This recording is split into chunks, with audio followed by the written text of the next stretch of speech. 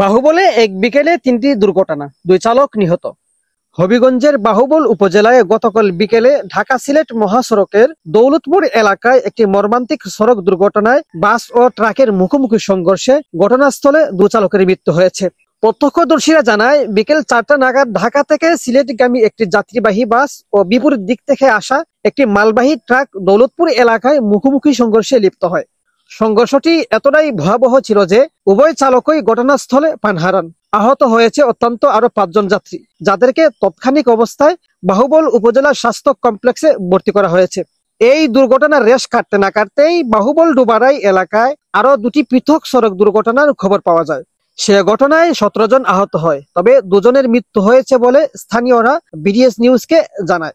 সেখানে আরেকটি অটোরিক্সা উল্টে দেয়, তবে সেখানে গুরুতর কোনো হতাহতের ঘটনা ঘটেনি বলে জানিয়েছে পুলিশ। স্থানীয় প্রশাসন ও হাইওয়ে পুলিশ দ্রুত ঘটনাস্থলে পৌঁছে উদ্ধার তৎপরতা চালায় এবং যান চলাচল কিছু সময়ের জন্য বন্ধ থাকলেও পরে তা স্বাভাবিক করা হয়।